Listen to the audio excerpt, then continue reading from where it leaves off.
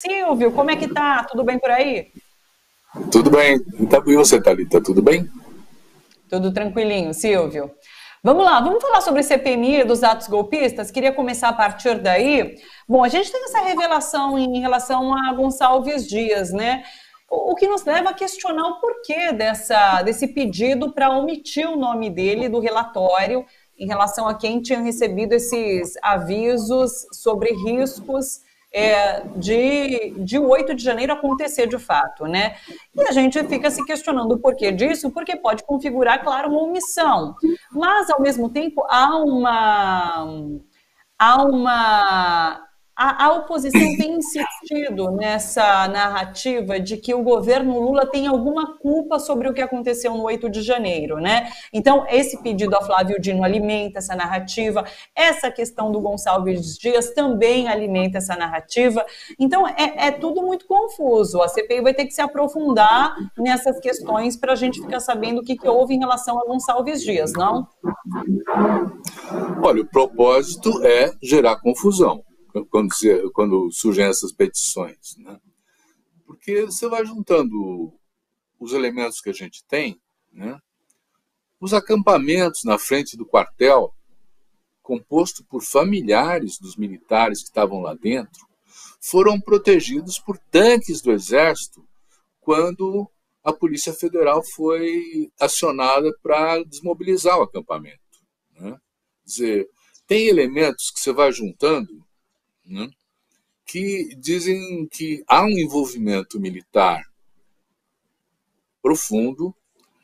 Não vamos dizer que seja de todos os militares, porque eventualmente uma divergência, alguns que respeitam a Constituição, foram aqueles que impediram o alto comando das Forças Armadas de entrar no golpe, né? Quer dizer, eles se mantiveram afastados disso por conta dessa divisão interna, né? Mas existe, sem dúvida, né, militares que estiveram preparando e tiveram apoiando, né, o 8 de janeiro, a invasão na Praça dos Três Poderes e dos Palácios. O que a gente está vendo é uma espécie de iniciativa para confundir.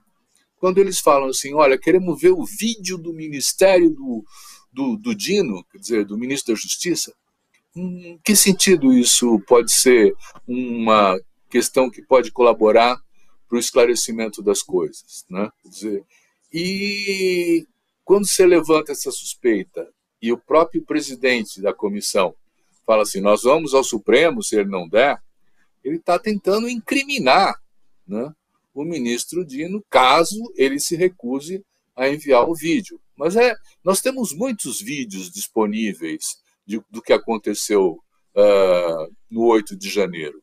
Inclusive, o ministro Gonçalves Dias, né, o general, né, ele teve que se afastar.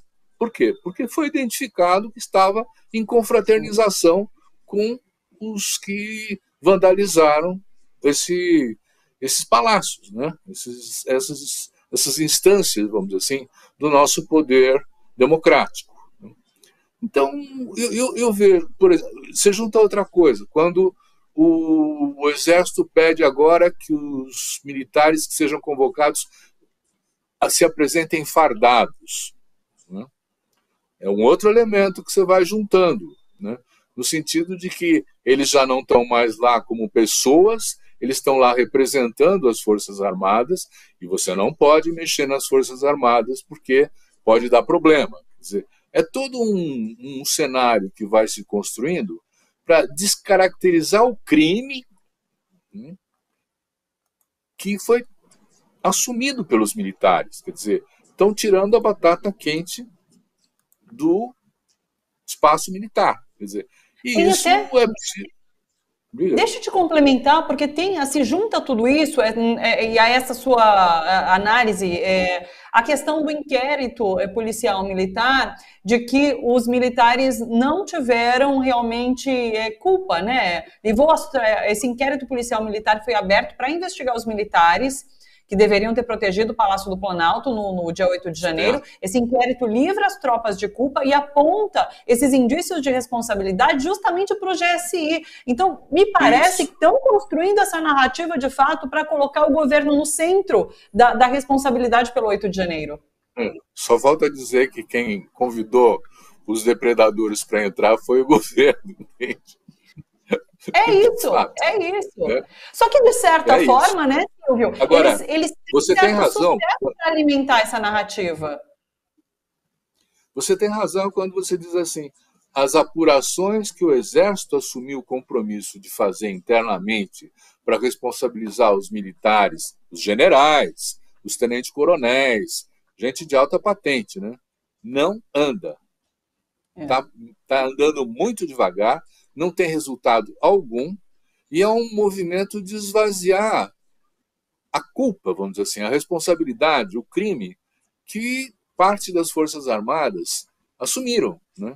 Porque não houve também nenhuma reação da parte do alto comando das Forças Armadas para punir aqueles, né, que transgrediram, que violaram a Constituição, que tentaram dar um golpe de Estado, né? Então é uma questão delicada. O próprio ministro Múcio foi posto ali com o perfil que ele tem para tentar administrar essa delicadeza da relação com as Forças Armadas, mas para fazê-las voltar para a casinha, para fazê-las voltar para a caserna, né, ainda não está tão fácil assim. Eu não acho que está tudo resolvido, que está tudo tranquilo, né? Eu acho que existe ainda um núcleo mobilizado de tentando desestabilizar o governo Lula, tentando incriminá-lo, né? E dizendo assim, nós é que estamos defendendo o Brasil, o povo, né? E vamos continuar fazendo isso porque o problema persiste, né? Eles acenam com a ideia do comunismo, eles acenam com a ideia, enfim, quer dizer, da malversação de fundos, e o que a gente viu foi que o governo Jair Bolsonaro deixou um enorme rombo nas finanças brasileiras, né? E isso também não está vindo à tona, que deveria vir numa comissão parlamentar de inquérito, da onde saiu todo aquele dinheiro que foi mobilizado, né, para sustentar uma campanha de mídia, para sustentar mobilizações desse tipo e para financiar, por exemplo, os acampamentos. Nós já temos indicações de que esse 8 de janeiro também foi apoiado pelos mineradores da Amazônia, né? Pelos fazendeiros que estavam grilando e desmatando, né? Porque eles não veem alternativa, né? Se o Estado de Direito se impõe, eles são criminosos, eles têm que sair de lá, eles têm que pagar a pena. Então eles bancaram, né? Da mesma forma como, de alguma maneira, a morte da Marielle também é isso, né? Quer dizer, eles bancaram o crime organizado, ou quem tenha mandado matá-la, né? Quer dizer, para garantir a impunidade e a continuidade da prática do crime, né? Isso também foi feito no 8 de janeiro com o apoio desses empresários mineradores e desmatadores e grileiros, né, que não querem abrir mão dessas práticas criminosas, né? Então, a gente tem aí um enfrentamento político, né, porque os objetivos são contraditórios, são distintos. O objetivo dos grupos bolsonaristas, né, quer dizer, dos grupos de extrema-direita, né, é destruir a democracia, atacar os democratas, né, e esse povo que assumiu isso, e pilhar o Estado.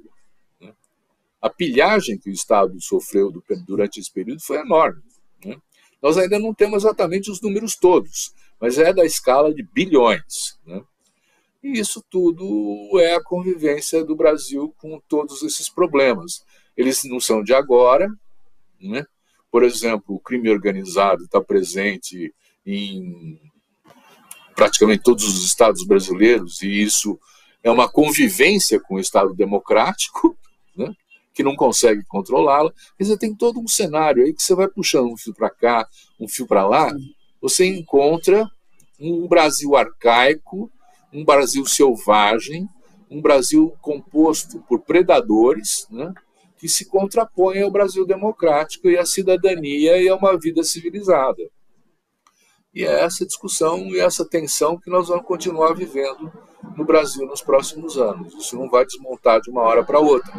Veja, por exemplo, como o Trump está hoje como um candidato de grande capacidade de se eleger de novo lá nos Estados Unidos, e ele é um certo modelo que o Bolsonaro assumiu, né, para si. Então, não é uma questão simples, ela também tem implicações internacionais. Nós já vimos como a Lava Jato também ajudou a desmontar a economia brasileira, a destruir as grandes empreiteiras de obras públicas, a desmontar a Petrobras, com todo aquele esquema que a Petrobras tinha de articular 10% do PIB brasileiro, né? E agora nós estamos assistindo um outro capítulo disso, justamente quando é preciso apurar, é preciso punir para salvar a democracia. Em relação a essa punição, só pegar esse gancho dos militares que você comentava, a gente tem o José Múcio ali à frente do Ministério da Defesa, com esse perfil de apaziguamento, mas mais uma vez, os militares voltam à caserna, de fato, sem qualquer culpabilização. E daí um repeteco no que houve, em relação ao que houve durante a ditadura, né? Em que a gente não teve essa culpabilização, a gente não conseguiu passar limpo a nossa história, e a gente acaba tendo sempre esse problema com os militares aqui no nosso país. E, talvez enquanto não houver esse enfrentamento, a gente não consiga resolver essa situação em relação ao papel das Forças Armadas. Mas eu sei que é algo difícil de se fazer, talvez o Lula não tenha interesse nesse momento de comprar essa briga e por conta disso o José Múcio se mantém à frente do Ministério da Defesa, não é? Eu acho que o José Múcio está bem onde ele está nesse momento, não é? Quer dizer, não é um momento de criticá-lo dizendo assim, ele precisa ser substituído. Porque, bem ou mal, ele está fazendo essa mediação, né? O que não dá, né, é para aceitar esses dois Brasis. O Brasil da desigualdade, o Brasil da expoliação, o Brasil da pobreza, né, que é produzido por esses ultradireitistas que só querem se beneficiar e estão articulados com a parcela mais rica da nossa sociedade, quer dizer, com os grandes setores financeiros do agronegócio. Hoje em dia, a área de serviços, de prestação de serviços, de comércio, a área industrial já não está mais apoiando o bolsonarismo, eles são contra, eles estão buscando uma alternativa de desenvolvimento que o governo Lula está oferecendo, né? Mas há um setor retrógrado, tradicional, conservador, que não abre mão dos seus valores e dos seus privilégios. Então, esse, na linguagem popular, parte para o pau.